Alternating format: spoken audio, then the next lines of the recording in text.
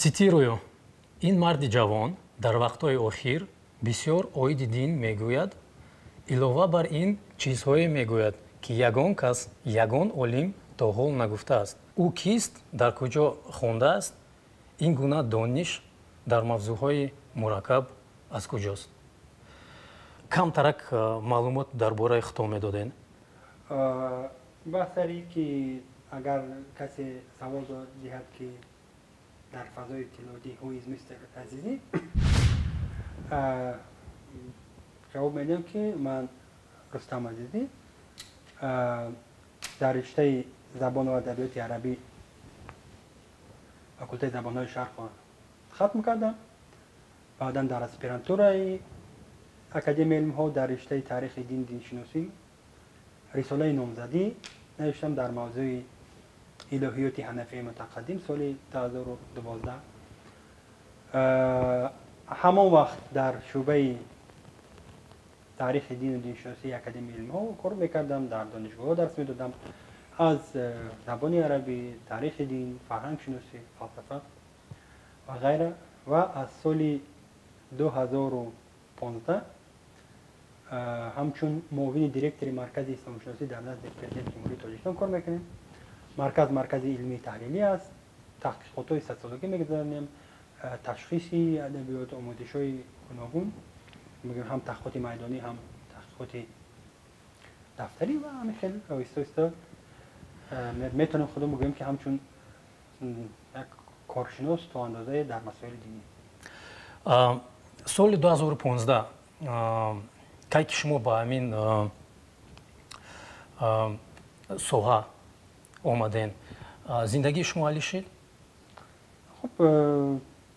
шояд масъулият бештар шуд. аслан ки ман аз ҳамин рӯзе ки донишгоҳ хатм кардам тақрибан дар ҳамин самт кор кардам.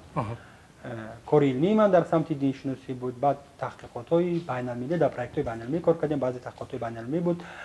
таҳқиқотҳои дохилӣ буд, ҳамин ҳарчи навиштем, ҳарчи кор кардем, ҳамин дар ҳамин самт аст. ва бигӯем ки аз ҳамин соли ки дар марказ кор мекунем ҳам тақрибан ҳамон чиз, лекин фақат шояд масалан як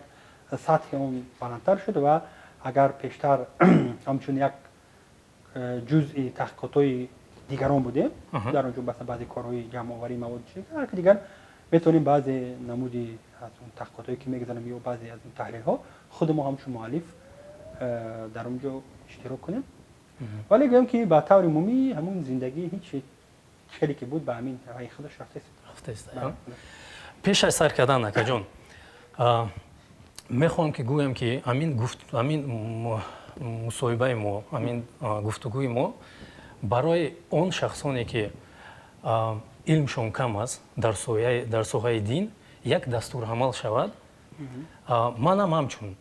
барои мо як дастурамал шавад ки мо барои саволҳои оддӣ, калимаҳои оддие ки дар дин ҳастанд, мо ба онҳо ҷавоб ёфта тавонем. хуб, шумо розӣ ҳастем? ман розӣ ҳастам, лекин пеш аз он ки мусоҳиба шавад навшад як чизро қайд мекунам. байни дин ва диншиносӣ фарқият ҳаст. ва диншинос илоҳиётшинос нест. яъне диншинос религиовед ҳаст, мутахассиси академии соҳаи дин ҳаст ва динро ҳамчун падидаи ҷамъиятӣ меомӯзад ҳамчун, ва илоҳиётшинос касе ҳаст ки динро ҳамчун як падидаи муқаддас меомӯзад аз ҷиҳати масалан барои мисол мегӯям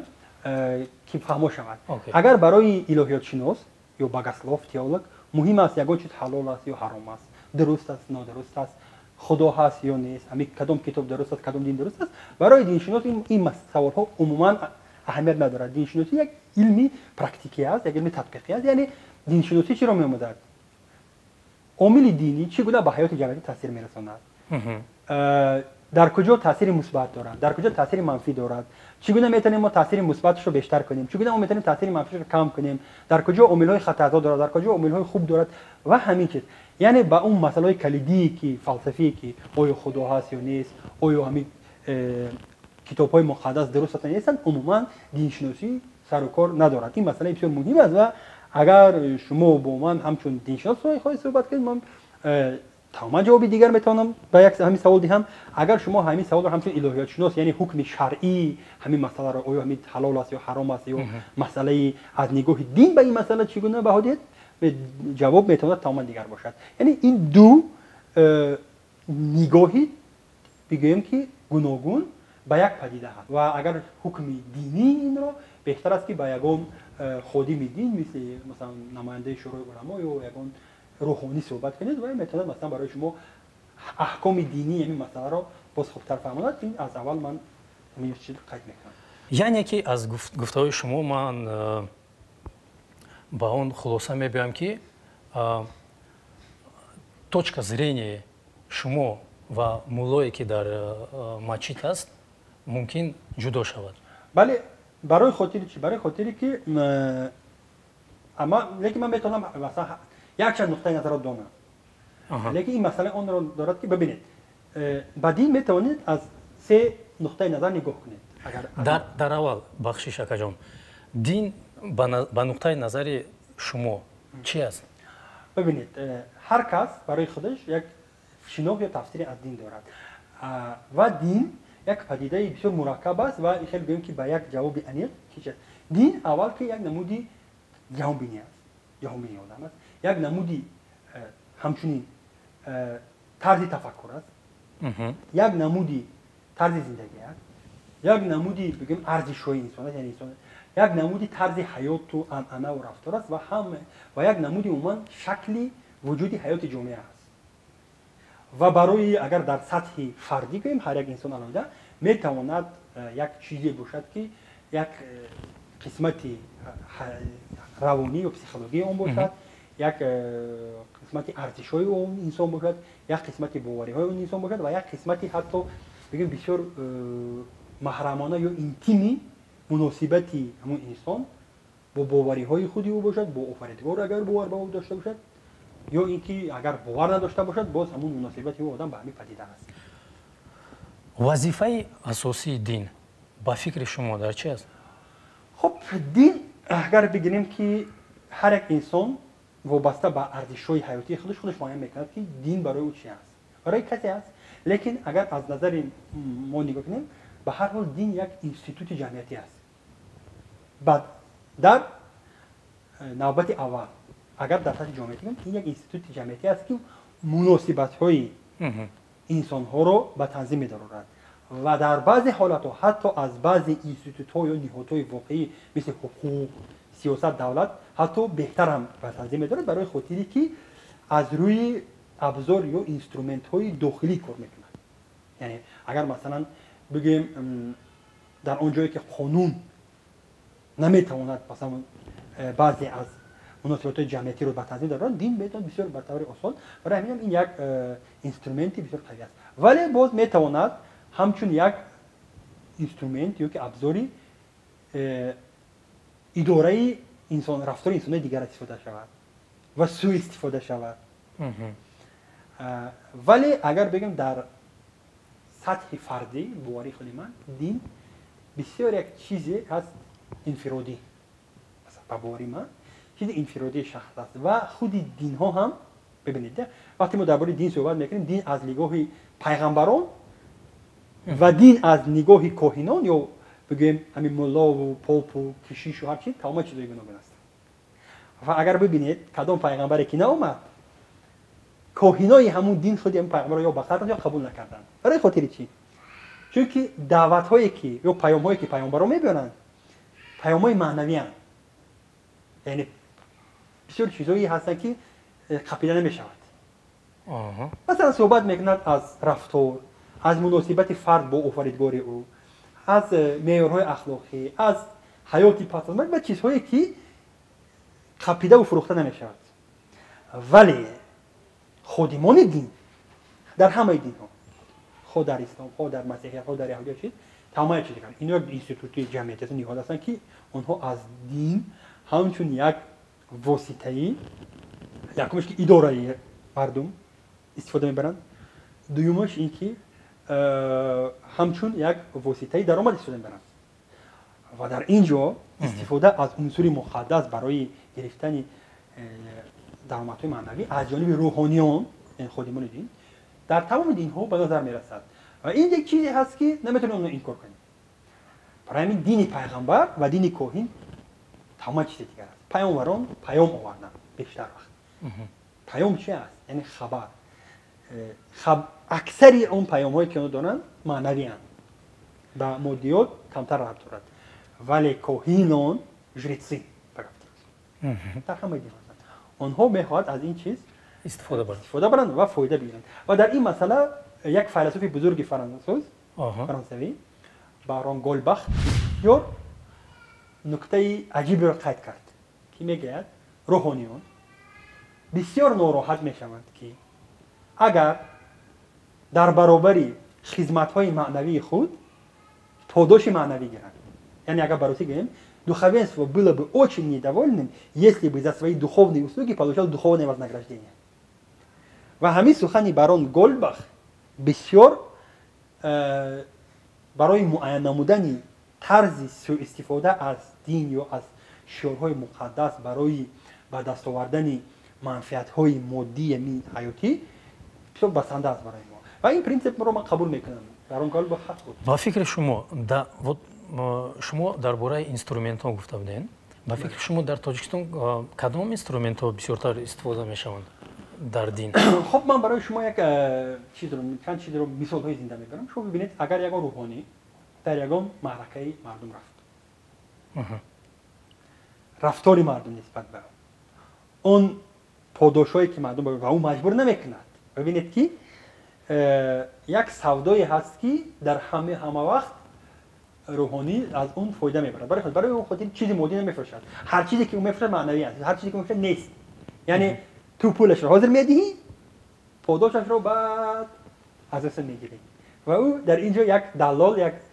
مکلر هست که چیزی رو میفروشد که خودش ندارد. برای همین در همه صورت ها سودای او فایده ور است. و ببینید که مردم ما که مردم سنتی است، بسیار مردمی هست که اعتقاد دینیش بلند است و به دین از لحاظ سنتی نگاه میکنند. مثلا نه از نگاه عقلی، نه حتی از نگاه فردی. دین در ما پدیده جمعیتی است و مسئله جمعیتی دین بسیار مهم است. حتی مثلا مثال وقت بعد تحقیقات ها که شدن، صحبت و اینترویو که میکنیم با مثلا چیزی عجیب است. مثلا یک بعد کلان سال که مثلا در یک سینما با نمازخوانی شروع کرد، میگه برای چی؟ میگه اخیر میگه میرم زنک میگه که روید شما کلان سال شده، های بس اخیر میگه همه در مسجدن، شما میشید همینجا. یعنی ببینید فاکتور جمعیتی، عامل جمعیتی در حیات دینی ما به حد مهم است.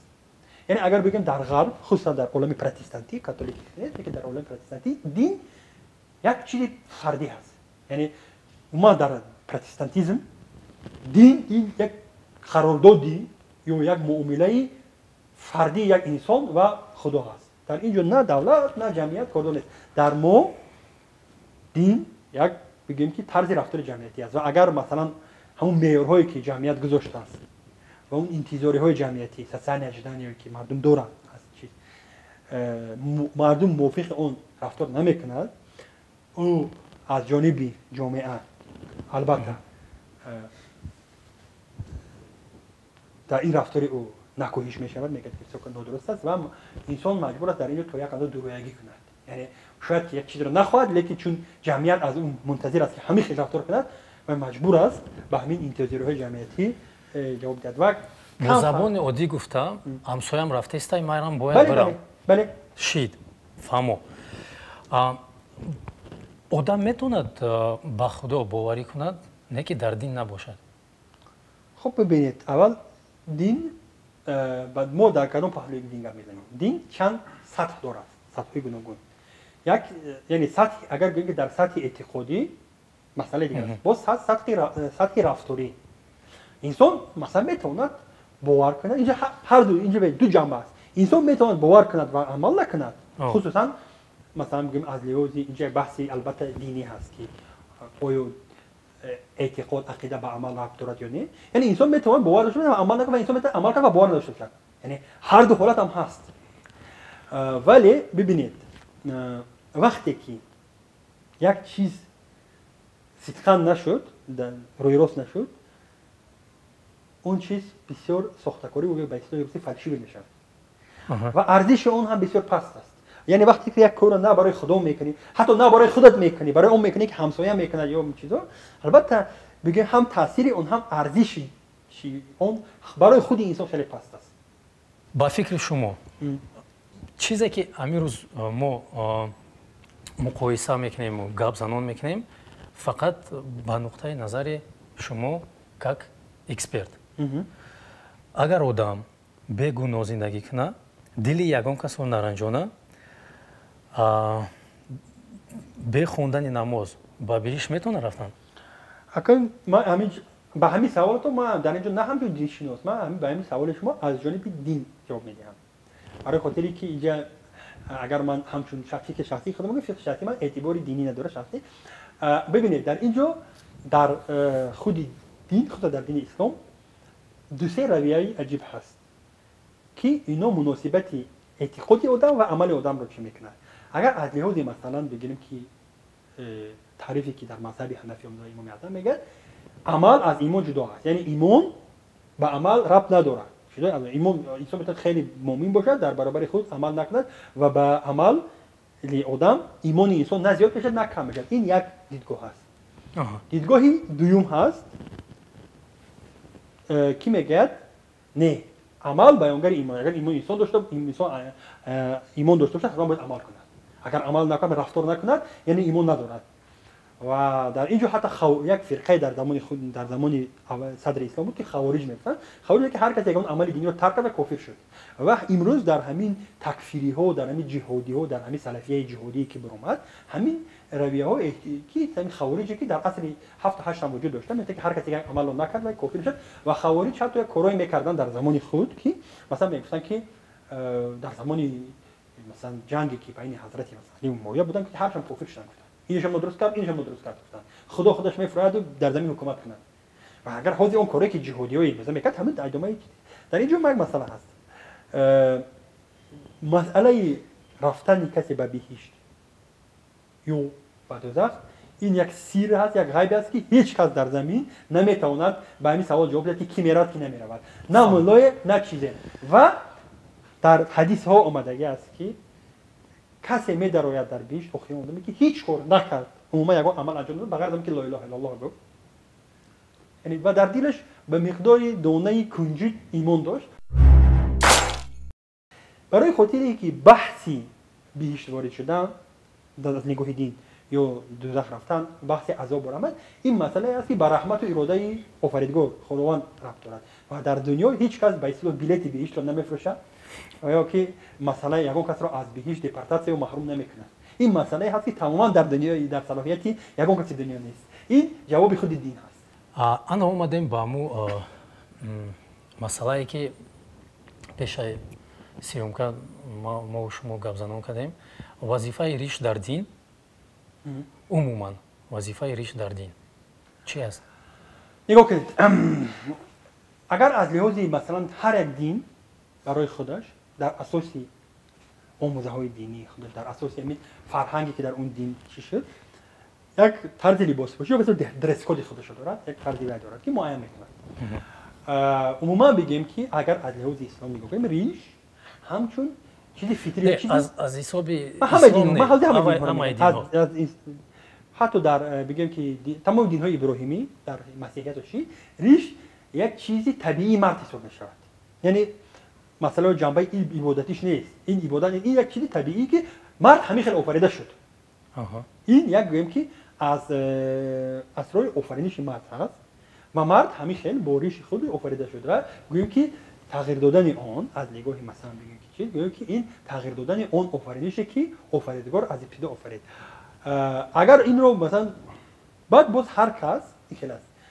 در سطح خودش معین میکند که همین مسئله برای او چه مهم است. یک چیز تا چه اندازه مثلا سوادی یا که برداشت انسان از این چی باشد او به یک مسئله جزئی بسیار اهمیت دارد. برای من مثال مهم است. ببینید بعضی جنگ هایی که در مسجد های ما میشد خصوصا در اول سالهای 2000 برای طرز خواندن نماز که مثلا دست چخیل گذاریم یا پای چخیل میمونیم یا کدام کلمه را تلفظ کنیم که این رو میگن و از پشت این چیز از سبب که سطح جنگ‌ها شده گفتن در مسجد مردم یکدیگر زدن دست و پای همدیگر رو شکستن چقدر دشنام و قبیح شده در یک یکی بوده برای خاطری چی برای خاطری که مثلا سطح پت دینی است و ببینید متخصص علیم هم در ساحه دین هم در ساحه علم هم در ساحه همه وقت با مسائل دیگه خیلی نگاه میکند و کسی که امی هست یعنی کم سواد است دیگه خیلی نگاه میکنه یعنی کسی که پهلوی گوناگون نمیدونه برای او این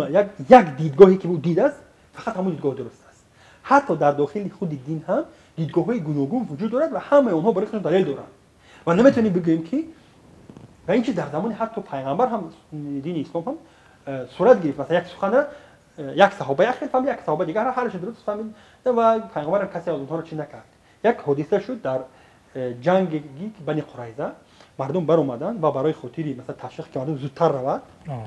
پیغمبر میگه به اصحاب کی میگه همین نماز عصر ما حتما باید در همین دهه بنی قریظه خوانیم کی هدف بود که زودتر رود و وقتی که مردم میرود در راه وقتی نماز عصر میشود یک قسمت از مردم نماز میخونند یک قسمت نمیخونند یعنی ببینید گوناگون فهمی حتی در همون زمان همه از دهن پیغمبر سخن شنید لیکن یک قسمت مردم این فهمید یک قسمت مردم نفهمید یک قسمت مردم رفت گفت که وقتی نماز عصر شد ما میخوانیم نماز برای خاطری که وقتش هست پیغمبر این برای سخن برای اون خاطر گفت که باید زودتر بریم بعد گفت که نه پیغمبر گفت که ما حتما در اونجا میخوانیم نخوندن نماز عصر شب شد وقتی نماز خفتن شد اینها مثلا خفتن خواندن اینو بگرفتن عصر خوندن وقتی که حادثه به پیغمبر رسید هر دو گروه رو مزامن کرد که هر دو گروه به طور خودش فهمید همین مسئله را در زندگی گفت که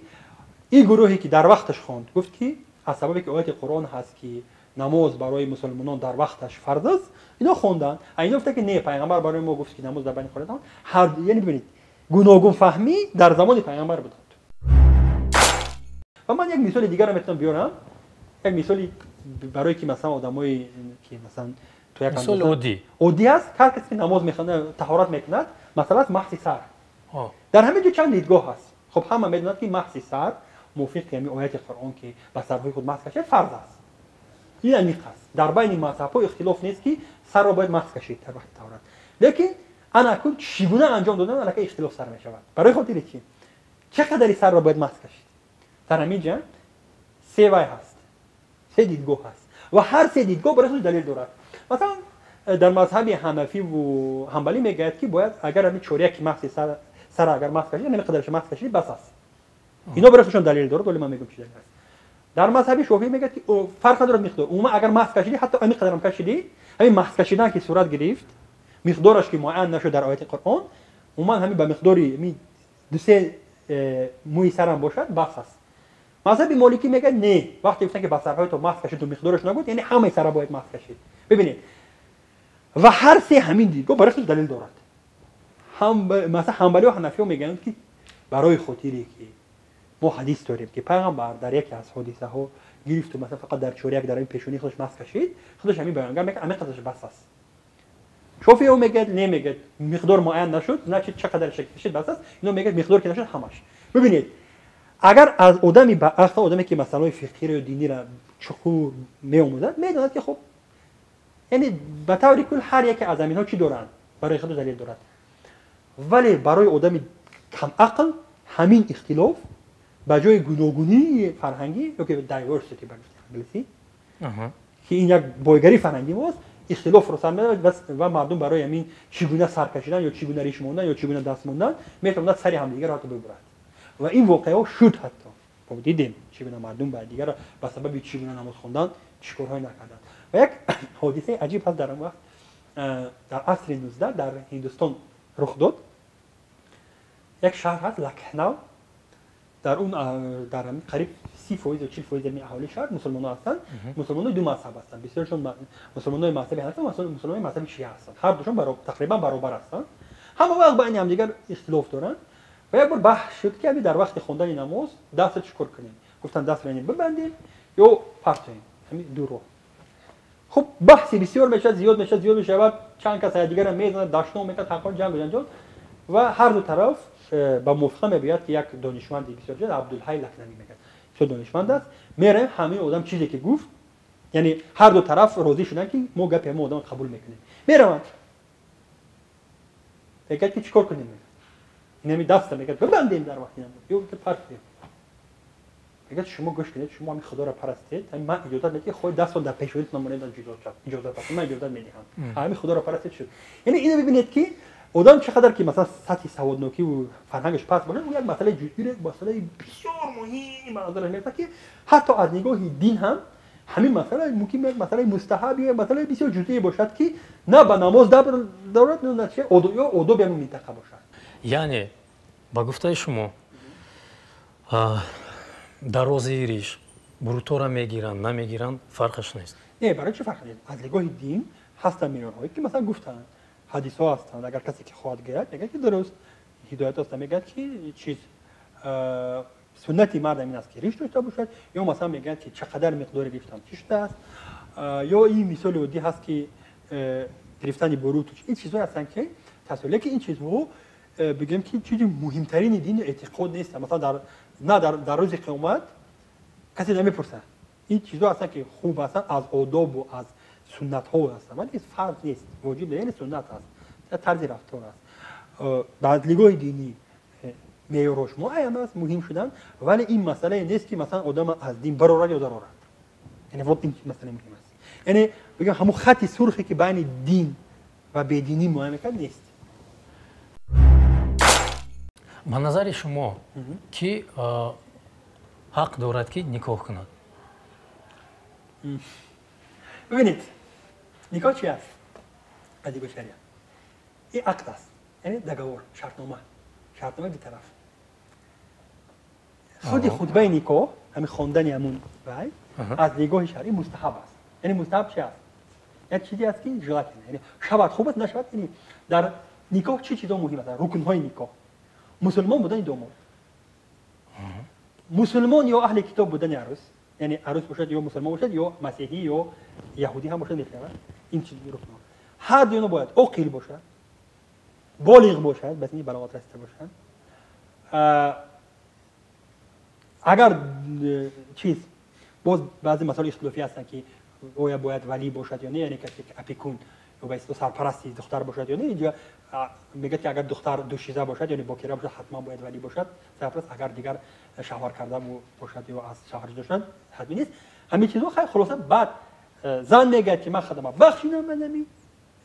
من میگه قبول کردم یا اینکه ولی یعنی سرپرست هم زن میگه که من دختر خودم برای شوهر دادم این میگه قبول کردم به همین چیز نکاح ثابت میشود خطبه ای که میخواند بعداً مولا این چیز الکی حساب میشود من با دو شاهدی مسلمانی چه عادل همین در نزد دو شاهد اگر یا مرد مسلمان با یک زن مسلمان یا با یک زن اهل کتاب شاید شینند هرشون عاقل باشند یعنی عقل داشته باشند با بلاغت رسیده باشند مهر سپرده باشند و بگوید که چی من خود را بدنی قبول کردم بخشیدم قبول کردم یا اینکه ولی سرپرست هم زن بگه که دخترم رو یا همین زن یا نمیدونم خواهرزادم رو کسی به نکاح در آورد با همین چیز نکاح تمام می شود و اون خطبه ای که مولا بخواند رانشد مستحب است یعنی عملی حتمی است ولی ببینید برای و اگر ببینیم همین چیزها اگر از لحاظی بگیم که در ثبت اسناد حالت شرعی در همین چیز صورت میگیرد یعنی میگه بخشیدم قبول و حتی همین چیز در وقتی خواستگاری صورت میگیرد میگه ما دخترمون رو سپردیم گرفتیم اگر که از لحاظ شرعی نگاه کنیم یکی جای مسئله دیگر هست از سببی که در جمهوری تاجیکستان قانونگذاری دنیوی است و فقط تنها همین ثبت نکاحی که در همین صح شد اعتبار دارد اعتبار قانونی گیریم فقط همین قبول است و این مسئله علاقه مسئله نکاح به قسمت عادت میرود که از لحاظ قانونی تنظیم نمیشود و به عادت منطقه‌های گوناگون وابسته است و بگیم در کشورهای گوناگون هم حتی در درون تاجیکستان هم همین مراسم نکاح عادت‌ها از یک منطقه به منطقه دیگه فرق میکنه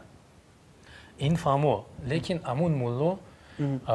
کدام مولا باید باشد که همین کارو با انجام رساند از لحاظ قانونگذاری جمهوری تاجیکستان همین مثلا عموما چی نشده است عموما یگان گویم که قانونگذاری همین معین نکرده است مثل انسان میتونه عموما نکند همین نکاح همین مسلمانی کردن نکاح دولتی مثلا که دنیوی یگان نمودی ندارد حتمیت ندارد و این انسان خودش معین میکند در دایره آداب و چیزهای خود که چی گونه نکند یا نکند یک بار پیشنهاد شد از جانب کمیته دین که باید حتما همین امام خطیبای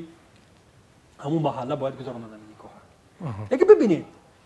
انسان نمیشه بزرگ با یک انسان با ابرو کرد یا اتوریتیت کرد. خب همین مرد درست است که در همین اینطور محله ما امام خطیب شد. لیکن من همین چیز قبول نمیکنم. تو نمیتونی اون رو مجبور کنی. و اگرم آوردم خب حتی حادثه‌ای شدن در همین تو وقتی که ما مجبورن آوردیم امام خطیبای همین محله ها را برای خواندن نماز جنازه یا نکاح خب ماشه برای دفع بلا قبول کردن وقتی رفتن باز مولای خودشون باور کرده دیگه آوردن باید دیگه تکرار کردن مرد خب اینجا душевного спокойствия. برای و حتی یه بار که پرسیدم گفتم که آخه خواندن جنازه پدرت برای چی باز یک این داملو دیگه رو گفت که همین من هیچ باور نداشتم که به همین جنازه خوندگی می پدری من همین درست میرود یا نه این چیزا هست гапи се талоқ амин қадар бузург аст ки ду одамро ҷудо кунад. ببینید این مسئله بسیار نازک شرعی هست من مثلا صلاحیتی گیم که تمام نازکاش کردن ندارم لیکن بعدش توش میگم طلاق عموما در رگه شریعت نه تنها با همین لفظ هر کلمه دیگری که میگوید ما تو زنی من نیستی من با تو زندگی نمیکنم من با تو همه همینا بیانگر همین چیز هستند ولی مردم ما گمان میکنن خود همون لفظ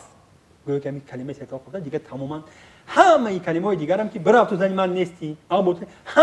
همین معنا رو دارن هر کلمه‌ای که معنای جدا شدن زن و شوهر رو دارد از لحاظ شرعی همین معنا رو میدن و طلاق 3 بار می شود یعنی 2 بار دیگر اجازه برگشت دارد بار اول برای خاطر آیه قرآن است که طلاق 2 بار هست یا بعد از همین 2 بار شما باید با خوبی زندگی کنید یا جدا شوید بعد از 3م بار دیگر وی برگشتن نیست این معیارهایی که شریعت گذاشته است این مسئله هست که هر یکش نازک هست اینا میتونیم موضوع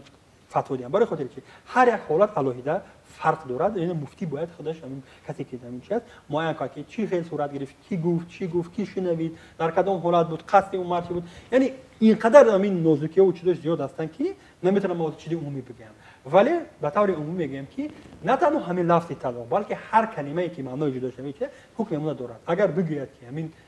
تزنی معنی همین چیز دارد هیچ بگیم که در چیز حتی در کتاب فقهی هم میگه یا همین لفظ یا هر لفظی برای جدا شوی دلالت کنه از کدام کتاب گرفته شده در کدام کتاب فقهی میگه در هدایه نگاه کنید در مختصر فقه در کدام کتابی که نگاه نکنید همین است طلاق با کدام لفظی که همین معنا را داشته باشد درست است شرط است که وقتی که همین رواد یک کس بگه در نزد همین بود شاهده و چیز که همین زنی من نیست یا ما با همین زندگی میکنم هر چیزی که همین است شما از من خوبتر میدونید که همین در تاجیکستان ما همین мардак занака бага ки се талоқ тамом аёт сӯхт хонаи очаш ахир инҷа як масъалаи дигар аст не ки бугаша ки ту зани ман нести хелу хеле пагаш намебини бо ин масъала мегӯм ина мегӯяд исломи омиёна мегӯянд народни ислам мардум дар ҳамин сатҳ мефаҳмад лекин ҳукми шаҳрӣ дигар чиз аст бояд бисёртар бихонанд ин нишонаи бесаводӣ аст لیکن بحث سر این است که میداند نمیداند وقتی که گفت ندانستن قانون از جدا چی نمیکنه و ببینید همین مردان ما بعضی وقتا ما خطاب میکنم همین مسلمانای ما در همین 100 کار دیگر در بگیم که در عبادت در نماز در رفتار مسلمان نیستن یکی در همین مثلا مسلمان میشوند در موقعی که 100 نمود گناه دیگر انجام دهد یگان کاری همین میگیم که طلب دین اسلام میشه لیکن همین در مسئله همین طلاق دیگر ما مسلمانی واقعی میشن این نشانه بسیار بگیم که سطحی پستی فرهنگی هم دینی هم معرفتی ما هست ولی بگیم یا بار دیگه من تاکید میکنم هر یک مسئله باید انفرادی در نزد همین بگیم داننده دین با تمام نازکی‌هاش بیان شد که چه خیلی واقعا صورت گرفت چی گفت چی نشد و قصدی اون مرد چی بود و یک علاوه عذرهای دیگر است که نمیتونم به واسه حکم کلی رو بگم این هر یک حالتش انفرادی علاوه است همین چیزای عادی را با فکر شما در مسجد امر معروف میشه اونجا تا گپزنان نمیکنن اما خلق نمیرسونن همین چیزای آخه همه در مسجد نمیرد این یک چند فایز با گفت شما اما یک چیزی و یک مسئله دیگر است بعد بسیاری مسجد میرن برای گوش کردن امر معروف و سومش این که صفتی سطح امر معروف ما بنهایت پست است و حتی مثلا ما یک تحقیقات می گزارش شده در اینترنت هم وجود دارد با سپارش و اینترنت شد و یک تحقیقاتی که در همین تمام آسیای مرکزی گذاشته شد نام به تحقیقات به انگلیسی Information of Youth and Radicalization Leading to Violent Extremism تو جریان‌های اطلاعاتی و افراط‌شویی که مردم رو به افراط‌شوی خوشنطبیع می‌برد و در همون جا یک تحقیق گذراندند از مردم پرسیدند درباره این رفتار و یک چیزی عجیب در این توجیه‌ها معلوم شد وقتی مردم پرسیدند که همین شما آیا گوش می‌کنید در همین امر معروفی که در این مشروع شد اکثری پرسیدند که نیکن برای چی که شاوخوار نیستن این چیزای دوملو میگه که به اون مقوله است شاوخوار نیست میباید همین کی چیزای ببینید یعنی همین طرزی موضوع بندی که ملوها میکند مثلا بگم شیوه بیان کلمه هایی که استفاده میبرد اما فهم نیستند موضوع شاوخوار نیست برای جماعت فقط میباید همین 5 دقیقه پیش از اون که همین نماز جمعه شما بخوان بخوان بسیاری اکثر همین مردمی که پرسش میکنن که ما خطبه همین چیز گوش هم نمیکنیم یعنی ببینید اینجا یک کمبودی مثلا ملاهای ما در چی هست یا خادمای دینی ما هست اینا نمیتوانند موضوعهای دینی را به طور درست به طوری که برای مردم جالب باشد شاوخوار باشد رساندند ببینید بسیاری ملاهای بعضی کشورهای همسایه یا حتی مثلا روحانی مسیحی پاپو و بلاگ دارن از طریق اسکایپ سوال جواب یا اگر چیزهای دیگه دارن یعنی همه وقت 24 ساعت برای همین بگم جماعت خودشون دسترس هستن ایمون خیلی نیست ببینید کدام روحانی ما در همین اینترنت یک صحیفه برای سوال جواب شده شد نیست همین در حتی که در کمیته در همین شورای علمای ما بعضی وقتا سوال می‌کنید 2-3 هفته پس اگر جواب اومد نیست اول مثلا سوال بسیار سوالی بگیم بعضی وقتا اپراتیو نیست باید همین حال جوابش گیرد بعد میگه در اینترنت و هر یک اکستریمیست و چیزا را سوال می‌کنه چون که اونها در همین وقت آنلاین هستن و به سوالشون درست جواب می‌دن ببینید که در مسجدهای ما باید واقعا اعتراف کنیم که سطح و صفت همین موعظه ها و امر معروفه که دامن که بین یک پست است نمیتونن یا اینکه بسیار دغرانه گپ میزنند به دل مردم میرساند و یک آدمی که یک کارو میخواست بعد دیگه نمیکنه عموما این چیزهایی هستن که درد جامعه ما از سببی که در مسجدها یا همین سخن قبیح میشه و یا عموما یک موضوعی که برای اهل حجت شفاف نیست ولی طلبات هست مردم میره و در اینترنت میکوات و همین سوالشون جواب بعد در اونجا در پشت کامپیوتر کیش است معلوم نیست و بعد میبینیم که افراط‌شوی و رادیکالیزاسیون و تروریسم و دیگر چیزها از طریق همین اینترنت حاضر در تاجیکستان عموما مدرسه هست؟ بله دانشکده اسلامی به نام امام علی قریب 700 نفر یا 50 چند نفر دارن نمیدونم با غایبانه و چی داشت یک 700 نفر زیاد دانشجو دارن وظیفه اساسی مدرسه در چی است؟ و فقط دانشگاه شده نکنه دانشگاهی رسمی وجود دانشگاه شده دانشکده هست لیکن شاید به وقت نزدیک دانشگاه شود و زمین تقریبا همین دانشکده اسلامی هست حجتایی که میده حجت دولتی میده در یک چند رشته متخصص تعیین میکرد فاکولته دوران علوم اسلامی اونها مثلا خودمون دین تعیین میکردن اگر بگیم در دیپلم اونها مثلا که امام خطیبی مسجد و باز فاکولته دوران فیلولوژی در اونجا مثلا دانشگاه زبان عربی درست میکنند باز ترجمان و باز چند چیز دیگه دانشگاه دیگه شده داره دیگه و طوری کلی متخصص های گوناگون درست میکرد از جمله خادمان دین هم دو سوال دیگه بود نه که با فکر من شما از جواب خوب دادین این یکمش موسیقی در دین برای چهارم است و شورتیک پوشی ایزان و پایان این سوالای عادیان لیکن با فکر ما همون چیزی که درباره ریش گفته بودین هم خیلی هسته یا نه بله بله مثلا یک چیزی هستن من میخوام یک لطیفه بگم براتون اگر چند یک انکدوت و شوخی هم باشد بسیار بیانگر است لباس پوشی یک چیز باید فهمیدن دکتر که لباس این نتیجه فرهنگ همون ملت است اگر بگیم که گپی که لباس مسلمان وجود نداره برای خاطر چی لباس پیغمبر و صحابه از لباس مشرکای مکه فرق نمیکنه همون یک لباس پوشیدن همون لباس عربی بود همین گویم که ابو لهب و ابو جهل و همین مشرکای مکه همون لباس میپوشیدن هم در این طرف که جنگ پیغمبر چه همون لباس یعنی این لباس عربی بود یعنی لباس محصول همین فرهنگ همون ملت است هندی ها لباس خودش را دارد مثلا مردم منطقه ما لباس خودشون دارد ولی به هر حال معیارهای عمومی درس کد هست مثلا میگه که یک چیزهایی هستن که باید پوشیده شود یک نمودی چیزهای عمومی لیکن اینها با عیناً شکل لباس پوشی ربط ندارند اینا خودهای عمومی هستن که به هر حال لباس تنگ نپوشد که یکم بدنش نمونه این چیزهای عمومی هستن یا که مثلا مرد باید به هر حال لباسش از زانو پایینتر و از ناک بالا چیزهای هستن لیکن کدام رنگ باشد کدام نمود باشد این چیزها هر فرهنگ برای خودش مهم میکند و حتی در حیات پیغمبر هم صورت گرفت مثلا وقتی که در مکه بودن یک در مردم مکه اون چیزی که ما شلوار میگیم همین زوری نمیپوشیدن اونها اون ایزار ما وقتی ایزار میگیم شین میگیم، لیکن ایزار در زبان عربی همون یک لطه است که در گرد وایت میبندیم. عروسی نبیدرن پیوست که میگه میواز همین میونبند همون ایزار هست در زبان عربی همون ایزار است و مردم مکه ایزار میپوشید، یعنی همون شلوار نمیپوشید، فقط ایزار میپوشید. وقتی که به مدینه هجرت کردند، مدینه شهری بود که با ایران و با سوریه و با شام نزدیکتر بود، فرهنگ و تحقیق بود و مردم مدینه مثلا همین شلوار میپوشید. وقتی پیغمبر اومدن لباس مردم مدینه رو شلوار پوشید، نگفت که مثلا همین، یعنی همون لباس پوشی یک چیزی هست که خاص منطقه در منطقه گرم یک نمود لباس دیگر، در منطقه خنک یک نمود لباس دیگر هست. در مکه که گرم بود همین یک چیز یک لطر میبستن میعوض یا که ایزار همون لباس بود. بعد یک لطیفه میگم، مثلا لطیفه عجیب است. عربی من بعضی عربی خوندم. میگه یک بچه عرب با پدرش صحبت میکنه. میگه پدر میگه ما برای چی میگه همین دیشتاش میپوشیم. دیشتاش این یک کرته درازی عربی هست که به ایزار میپوشه، همین تمام کرته بسیار دراز است تا پا قریب. که پسرم برای اون خاطری که ما این در بیابان بسیار هوا گرم هست، اگر مثلا ما شلوار و ایزار پوشیم همه جا عرق میکشیم، این کرته دراز میپوشیم، همین شمال میگذارد، بسیار خوب هست، بسیار فورم هست، سلقین خوب است، شمال خوب فهمیدم. میگه بعد میگه که پدر ما برای چی میگه همین رای میپوشیم، شاید میگه کوفیه همون یک چیزی که در سرشون باشه، چیز رومال درازی مردانه که رنگ دارن. میگه پسرم آخه میگه وقتی یکی در همین بیابان طوفان شد و شمال شد ما میگیریم در همین چشممون میبندیم که همین قوم و رگ همین چیز در چشممون نرسد. میگه پدر میگه برای چی ایقال همون چیزی سیوی که در بالا میشه، میگه برای خاطر که شمال که شد همین رومال سریمون نپرد از سریمون. میگه پدر میگه ما برای شیب نمودی پاپوشه است که بسیار پهن است. اون برای خاطر ما وقتی در رگ میگردیم در بیابان در همین قوم و بیابان ما غلطی نرویم. میگه پدر سوال آخرام میگه چی میگه همین چیزا برای ما در کانادا چی در کار است. این بسیار مهم است. وقتی بچه‌های ما رفتن همین لباس پوشی در اون چه کشه رفتن در پاکستان خوندن، در عربستان سعودی خوندن، درست همون لباس ممکن در پاکستان در عربستان بسیار لباس خوب هست برای خاطری که در اقلیم همونجا در فرهنگش خوب است. لیکن مثلا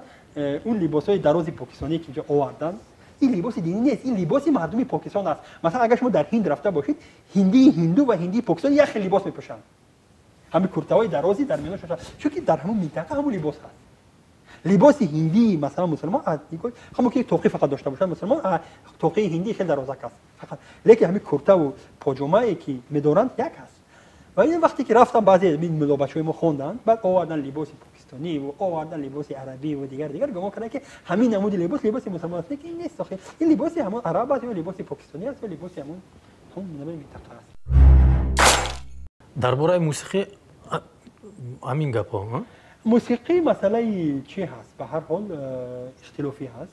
دیدگاه‌های گوناگون است و در اینجا آیتی خواندن است که وقتی که لغو الحدیث میگه برای خاطری که در وقتش اینجا کانتکست نگاه کرده برای این آیت وقت کدو نازل شد وقتی که پیغمبر میرفت، البته از طریق اسلام است. شاید مثلا دین روحانیون باز اندیشه گوناگون که اگر از نگاه تاریخی نگاه کنیم کانتکست هستش این خیلی بود که وقتی که دعوت میشد برای چیزها مسلمان اسلام برای خاطری که مردم بسیار سخنان پیغمبر را گوش میکردن صلی الله علیه و سلم، مشرکای مکه نمیخواستن که و برای خاطری کنکورنسی که امروز میگن می آوردن بسیار زنهای خوش آوازه که اونها سرودخوانی میکردن که مردم در گرد اطراف هم جمع شدن. و همین بعد آیت قرآن نازل شد که بعضی از همین مردم به جای سخنهای خداوند اگر که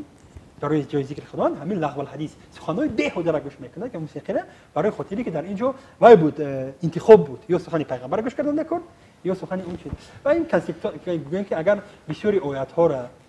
نگاه کنیم آیات قرآن همین سبب نزولش همین بسیاری آیات ها اسباب نزول دارند، سبب نازل شدن این آیات هر یک آیات قرآن در 23 سال در وابسته به یک مناسبت نازل شد. و مثلا اگر یک آیات درباره جنگ نازل شد ما همین آیات در بعضی مسائل حیاتی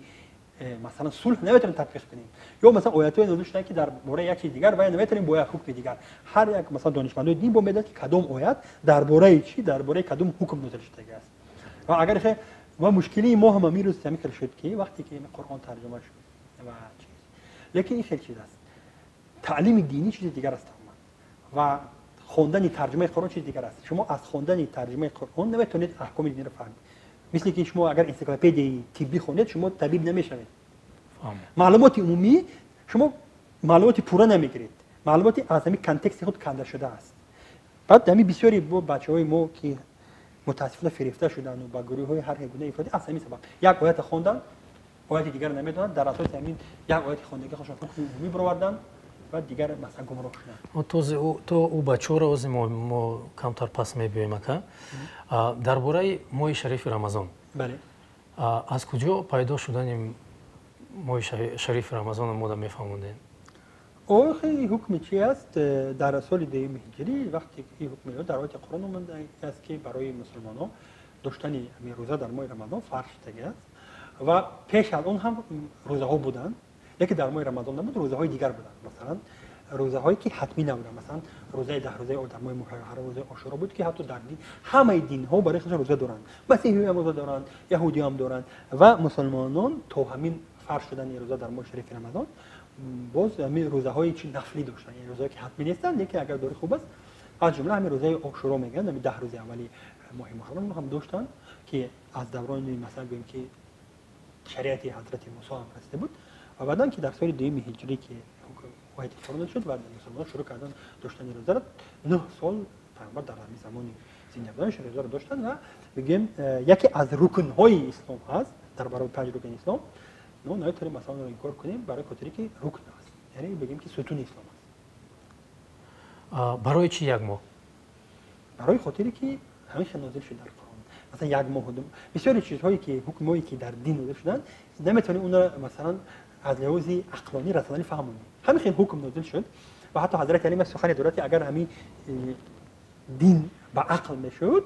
همین وقتی محض موزه نمیشه در تورات باید که تگش کشی برای خودی که تگش که میشه بالاش نه یکی ما محض از بالاش میکشیم برای که همیشه حکم است بسیاری حکم ها که نازل شدن اینا بعضی لحاظ عقلی نمیتونی چی کنی روایت هستن همین خیلی مونده نقل و ما و مسلمانان پیروی همون نقل میکنند و مثلا بعضی از اونها را میشه از جزء عقلی شهر داد بعدشون نمیشه چون که عقل های مردم گوناگون هستند و در عموم همین حکم است برای مسلمانان در قرآن از جانب خداوند فرض شد یعنی حتمی شد هر کسی که توانایی اون رو عذر نداره نگاه دارد و بگیم که رکن هست رکن اسلام یکی از بگیم ستون‌های پنج گانه همین گپ راست است که اول 3 روز بوده است بعد 2 روز بودن بعد 10 روز بود حتمی نبوده روزا وقتی که حتمی شد یک ماه شد حتمی شد آیت قرآن و کسی از شما این ماه رو دریافت اینو ببینید آیت قرآن است که ماه رمضان ماهی هست که در اون چیز قرآن نازل شد و هر کسی که این ماه رو دریافت پس روزه دارد همین ماه رو یعنی پره فلیصومه یعنی همین ماه رو یعنی با پرگی روزه دارد برای همین ماه با پرگی چی شد ولی پیش از آن مثلا 3 روزه هم روزه بودن 10 روز هم بود چیز بعد با نازل شدن همین آیات روزه یک ماه شما روزی میشین که همین روزه برای توزه کردن انسان روحی و معنوی در تاجیکستان ما شما چی فکر دارین همین این حکمی هست که نه برای تاجیکستان حکم عمومی هست روزه داشتن یک چیز نه من فقط عذر فهمیدم من دوام میدم اینها چیزایی که میگن مثلا روزه یا ما همین حکم دینی برای خودش معیارها دارن معیار هست معیارهای مثلا قبول شد بعد آداب دارد معیار همین خلاص اگر ویران شد روزه ویران میشه بعد آداب دارد آداب که شد روزه ویران نمیشد ولی مثلا از ثواب اون کم میشود و حتی حدیث پیامبر است برای کسی که روزه می‌داره میگه کسی که روزه داشت ولی روزه او همه آدمه از گپی بعد از سخنی بعد از دروغگویی از دل آزاری از دیگه چیز نگاه نداشت از روزه وای بغیر از گوشنه و تشتشن هیچ دیگه فایده نبرد صحیح پیامبر است یعنی در برابری مثلا بگیم اگر کسی که یعنی بگیم که جنبه مادی است و جنبه معنوی جنبه مادیش معلوم است خیلی دیگر از صبح تا شام نخوردن خوراک است و نگاه داشتن خود از مثلا معاشرت با جنسی با زن و مرد این مسئله دیگر است ولی مثلا باز پهلوی معنوی هستند درست که حکم روزه جاری شد که ثواب اون چیزا کمتر میشود و مثل میگیم که در اون خیلی حالات هیچ فرقی او بین مثلا همین گرسنه نشینی که طبیب میگه دو دیت میدارد مردم پرهیز و اون روزه هیچ فرق ندارد اگر بگیم که از حاصلی اون ولی این چیزا هستن که در سطح هر فرد گوناگون هستن از آداب هم آدم وابستگی دارد از چی از معنویات از درجه معنویات خودی همون فرد وجود داره بعضی مثلا روزه برای اون فقط یک راه خراب شدن یا مثلا یک راه چی هست нархи бозор барои чӣ қимат мешавад вақти рамазонда? خب این البته این سوال شما باید برای یگان متخصص‌های اقتصادی بدونید. از طرف دین، از طرف دین هیچ چیزی مثلا میگم این قاعده به قول حضرت مارکس اینجا وای هست. طلبات و پیشنهاد است. وقتی که طلبات به یک چیز زیاد بشود، البته پیشنهاد کمتر میشد. وقتی که واقعا هم در ماه رمضان به هر مردم کوشش میکنه که خوراک خوبتر خرید و چه خرید، اون چیزی که پیشتر نمیخرید، طلبات که زیاد شد، بزرگ به همه چیز به طور کلی سوء استفاده میکنه. البته کار بد میکنه، چی میکنه، لیکن این چیزی بزرگ است. به نظر شما این درست است؟ خب به نظر من همچون خریدار درست نیست. به نظر من همچون خریدار اون یگان نمودی بالا روی نرخ درست نیست. اگر شما فروشنده می بودید درست نه؟ خب فروشنده از لحاظ من یک چیز میگم، من نمیخوام نه طرف فروشنده رو گیرم نه طرف خریدار رو گیرم. فروشنده چرا نگاه میکنه؟ بازار یک چیزی دارد که برای خودش خودنیت دیگر دارد. وقتی که ممکن که مثلا طلب به یک مول زیاد شد، ممکن من نمیدونم اینکه ممکن زیاد شد طلبات به همین مول، مقدار کم هست و نرخ از روی قاعده های علم اقتصاد بالا میرود. این یک مطلب. و دومیش اینکه خودی کیو میدونن که فروشنده ها خیلی فروشنده چی در فروشنده در فکر ثواب نیست، فروشنده در فکر فایده است. روزش قبول میشود؟ ما باوری دارم که 80% سوداگرا همش مثلا قبول شدن روزه، نماز، عبادت، جنت پیش چیل که در واقع کاری خدا ما نمیدونیم. این سیر هست. ولی اون که گناهکار میشود کاری خوب نمیکرد، این درست است. مثلا یک مردم وقتی که این کاری عموما به طور عمومی بالا برداشتن نرخ به طور سنتی گناه است. اگر از دین اسلام بگیم حتی حدیث ها چیز هستن که کسی که نرخ بلند میکند برای اون چیز هستن و به طور سنتی وقتی بلند میکنه کاری خوب نمیکند. این علیه است. ولی بیاید اکن به قول رسول مخیدین کتلت تجلی روزه شلایده نگاه کنیم، بیاید همه چیز نلایده کنیم، نماز شلایده نگاه کنیم، بازار شلایده نگاه کنیم، سخنرانی شلایده نگاه کنیم. این عادت این کاری خوب نیست. برای خاطری که پیامدش هم خوب نیستن. ما بدبینی و چیز زیاد نکنیم. روزه‌داری او برای خودش جواب برای روزه خودش جواب میداد، لیکن کاری که همچون شهروند میکرد، همچون یک انسان میکرد کاری خوب نمیکنه. آخه روزی در روز اخورت شو میکنه که درست؟ و برای این دشنام‌ها و لعنت‌ها علاوه حساب کتاب اگر بگیم که از لحاظ دینی دارن. بعد دیگه بعضی آدم‌ها هستن که مثلا در قصه چی نیستن، میگن اونجا با علاوه است، مخاوز همین دنیا ما بینم میگن. یعنی اینجا با اصطلاح با خود وجدانی عموم آدم حواله است. شما نمیتونید کنید. هست قانون‌های دولتی که مثلا نرخ تفاوت میکنن. اگر ما دولتی دینی میشدیم، دولت اسلامی میشیم، قانون‌های شریعتی هستن که چیکنن، ولی وقتی که در اینجا قانون نیست هست یه کاری وجدان هست دیگه. وجدان چیزی نیست که تو اگری و کشی در درون است. وقت روزگشایی شما اومد؟ نه ساعت چند است؟ چه؟ خب اون وقت شد دیگه. عزیز جان همون چیزا را بیامونم. مفتی توجیکستان سید مکرم عبدالقادرزاده گفته بود که بوکس و مشزنی بеқоида аз тарафи дин барои ақл ва тани солим бефоида ва ҳаром аст. шумо чӣ мегӯед дар ин бора? аз худи муфтӣ пурсед. برای خاطری که اون خودش چیزی که گفت خودش کامنت کرد که در کنار خود میگه به طور عمومی من میگم از روی اسلام زدن برای آدم خوب نیست. برای خاطری روی در اسلام جای نور الهی صورت شود و عموما بگیم که به طور عمومی در رو زدن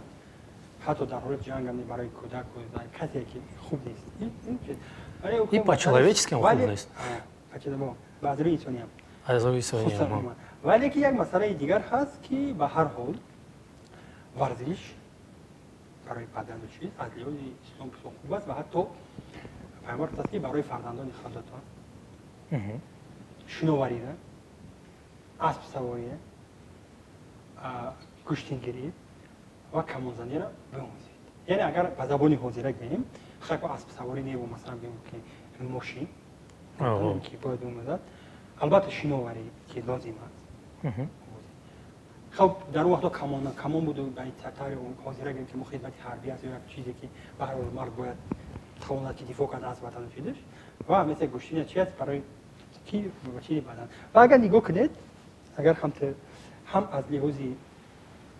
من آنتروپولوژی هم نگاه کنید یا از لحاظ هم دین و آنتروپولوژی بسازد انسان از سه قبات عبارت است.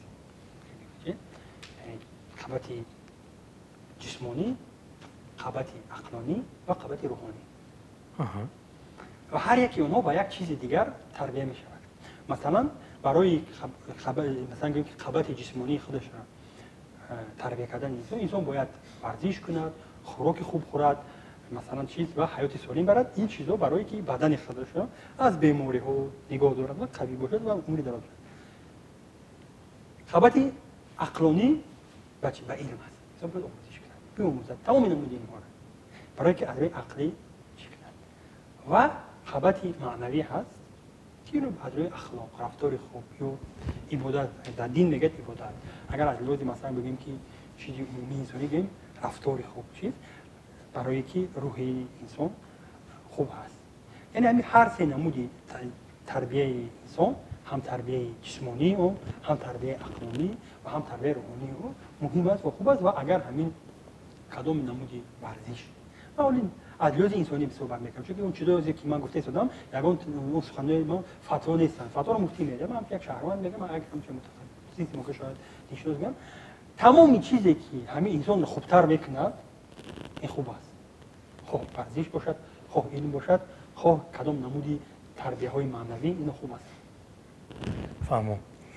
ما حدیث پیامبر است که مسلمان قوی، مسلمان بقوت از مسلمان ضعیف خوبتر است. برای خاطر مسلمان بقوت میتونه با چند مسلمان دیگر و ما شهروندی بقوت میتونه با چند شهروندی بقوت دستگیری کند، ضعیف کند، چیه هم خوب است. پست در فیسبوک. زن پاپ دیوا از تونس خود را مهدی اعلام کرد. من خودم چی کردم. شما پست کردین. معنای همون پست در چی بود؟ اینجا من کم شوخی کردم، ولی باید اینجا دو مسئله هست. همون زنی پاپ دیوا میگن اصلا بیماری من این میگن در علم روانشناسی شخ ایمات سکسیستم. من فاز میفهمم برای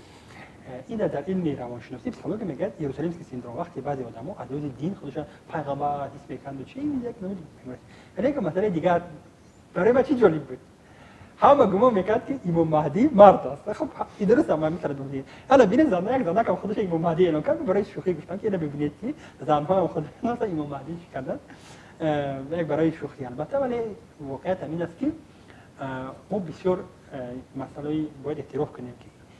در دین همه نمود دین ها یک نمودی تبعیض برای زن دارند. تو چیزای محدودیت ها و تبعیض جنسی دارند. مثلا بسیار چیزا برای زن ها محدود هست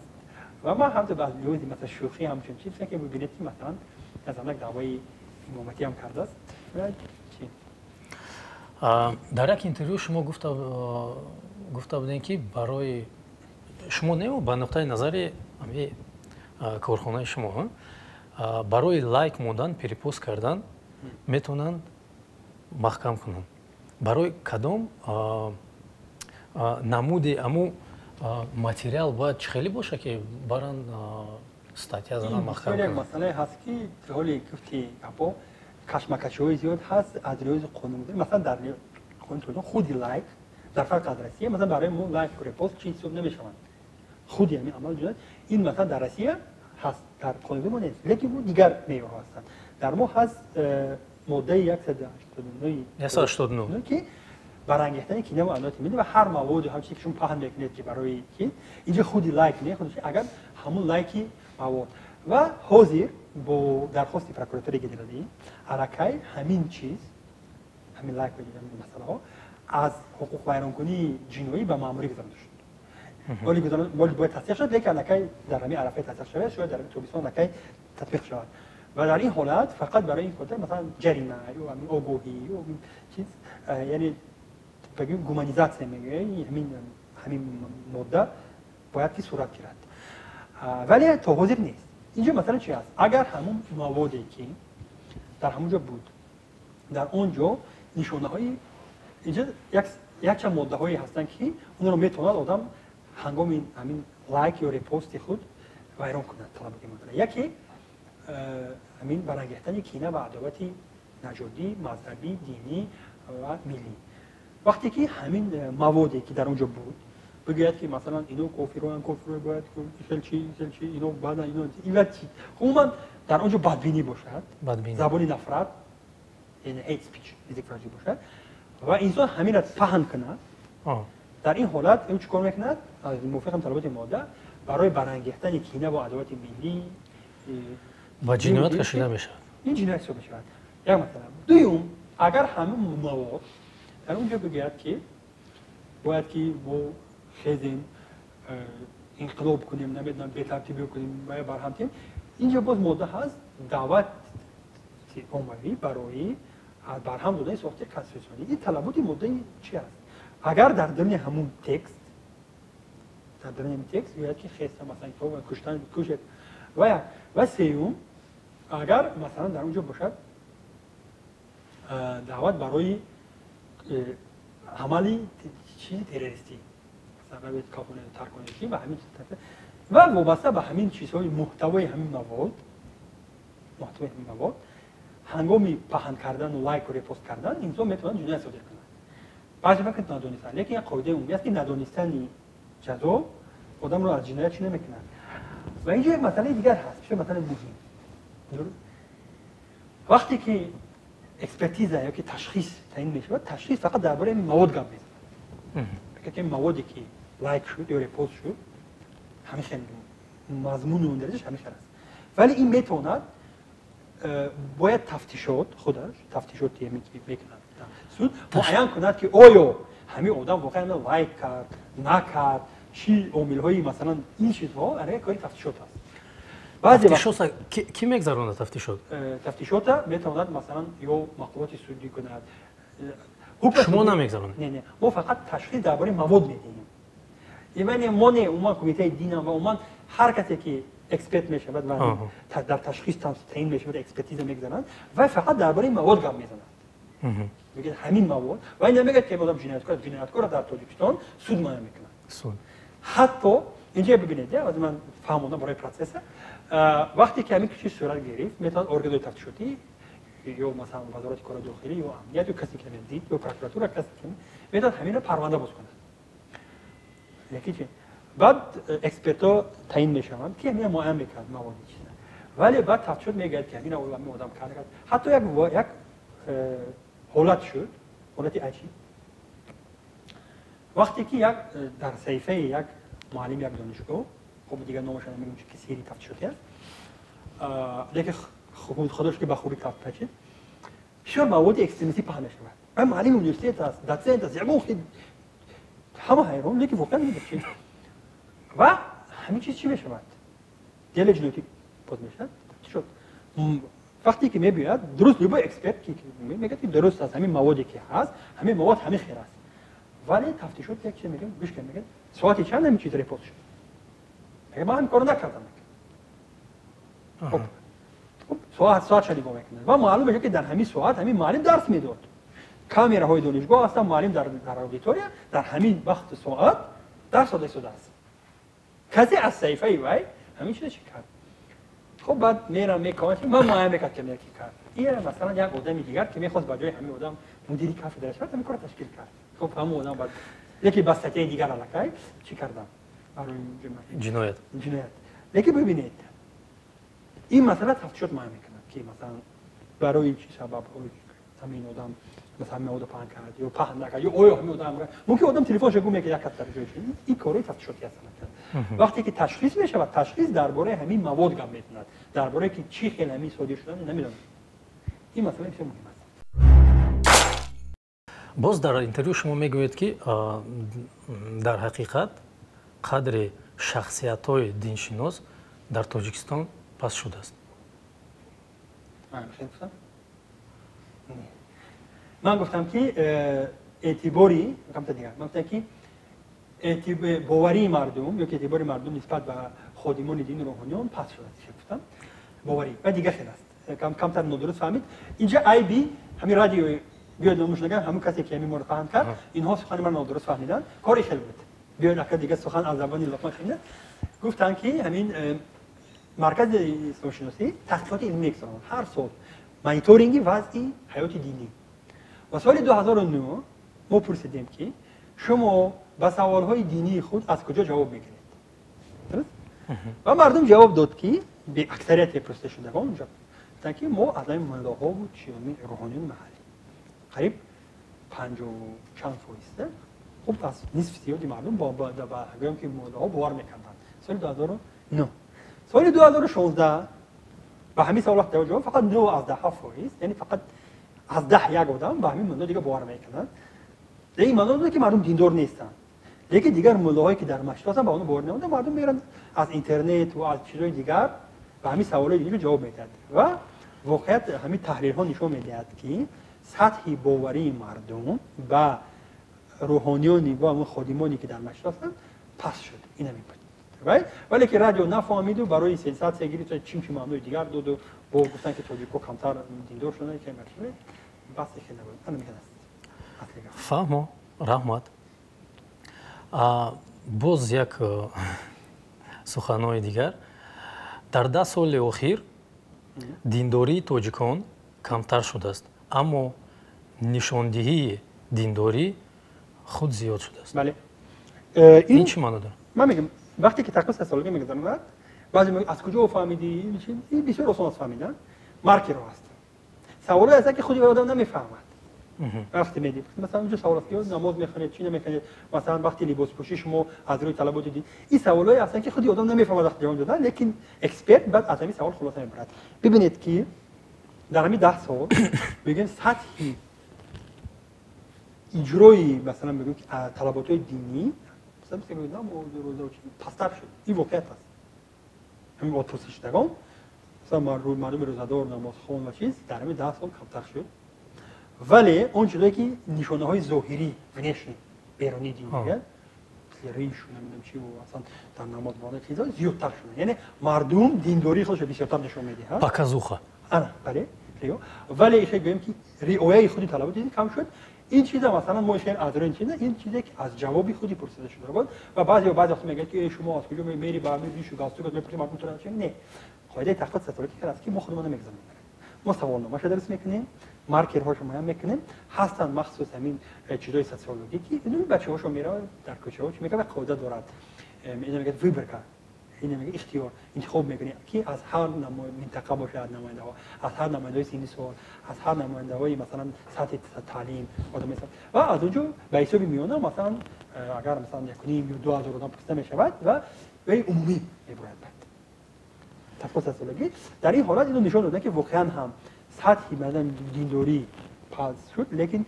نمایش اون بیشتر شد در حقیقت این چیزها رو مثلا خودی مردم جواب داد مثلا این من نگفتم این نشانه های پرسش های سوسیولوژی است شما گفته بودین که در یک سال 2 بار پرسش های سوسیولوژی میگذارید برای مانیتورینگ فهمم سوال آخرین بعد ما میگذاریم با بلیت بلیت معنای اون رو داره که سوالای کوتاه جوابای کوتاه سال نو وقتهای آخر میگن که سال نو حرام است شما چی میگین در این باره از لحاظی گوش کنید سال نو اولش که شروع کنیم که سال نو 31 دکبر فهمیدم سال نو 31 دکبر اصلا ایده دینی نیست در حتی کلیسای کاتولیکی هم در همه نمادهای دینی مسیحی هم 31 دکبر یا 1 ینوار هم سرشاری شده است این جشن تقویمی است استرونومی است مثل نوروز اینها دینهای ایدهای دینی نیستند میلاد حضرت مسیح 25 دکبر با سال شماری که کاتولیکا میکرده و 7 میلاد که این ایده دینی مسیحیان است لیکن 31 دکبر یا 1 ینوار حتی برای مسیحی ایده دینی نیست این مثلا این ایده دینی نیست برای این دینی که نیست دیگه او درباره حرام و چیز نیست این پروتئین هر چیز از یک چیز باید سال شروعش حساب کنیم مثل اینکه نوروز هم ایده دینی زرتشتی نیست این واقعیت است این یک چیز تقویمی است عرب ها تقویم قمری داشتن خب بعضی مردم دیگر تقویم شمسی داشتن تقویم آفتابی سال شماری رو فرق میکنند این سال شماری یگان رابطه با دین ندارد این میگن که چیز استرونومی است بلیت دتектور давлати исломӣ аз ҳама нағзмедидагии шумо кадом аст من عموما باور ندارم که دولت‌های اسلامی هستند برای مردم مسلمان میشه دولت‌های اسلامی نمیشه یعنی نیست دولت‌های اسلامی به باوری ما وجود ندارند هر دولتی که خودش میگه برای خاطری که خودش دولت اسلامی اعلام کرد جمهوری اسلامی اعلام کرد این یک نمودی ما دولت‌های اسلامی و ما دولت‌های ملی که پیدا شدن همشون در همین عصرهای 19 و 20 پیدا شدن در نتیجه نیوکولونیالیسم. من خود همین ترم قبول نمی‌کنم. همین ترم نیست. دولت‌های مسلمان نشین هستن، دولت‌های اسلامی اگر بگیم که دولت‌های هستن که قانونگذارشون اسلامی هستن، ولی که در همین باز دولت‌هایی که قانونگذارشون اسلامی هستن باز مسیحی و هم دیگر زندگی خود همین ترم درست نیست. از نگاه من همچون بگیم ترم سیاسی همچون ترم حقوقی ترم قانونگذاری اسلامی هست شریعت مثلا چه که دولت‌های بازی که هستن همچون دولت‌های ملی و چه هم خیلی که هر چندی که خودشون دولت اسلامی هم نمیدن از لحاظ قانونی. و من اگر بگیم که از کشورهایی که مسلمان نشین من بسیار تاجیکستان اسم میدم. فهمو. سه مولای بهترین تاجیکستان با فکر شما؟ سه مولای بهترین تاجیکستان. خب گوش کنید من اگر مولاشناس نیستم هر کس خودش برای خودش معین میکنه که کی مولای بهترین هست. از طرف فهمیش گرامتنس. ما از لحاظ سواد من میگم که یکی دو مولای حکمت تاجیکواری. واقعا چون سواد خوب دارن. یکی خودی مفتی که هست سید مکرم القدس واقعا هم سواد و چیزی هم حافظه خانه چیز و من میتونم یک دومدی که کمی سالی گذشته شد در چی بود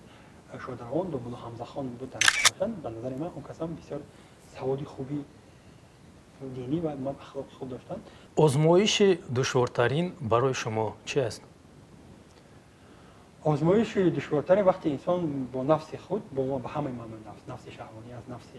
مثلا خوراک و ما تمام نمای نفس خود مبارزه می‌کنه. انسان باید با نفس خود وقتی که غالب شد این آزمایش از همه دشوار است. حقیقت و عدالت را راه گم کرده در کجا یابد؟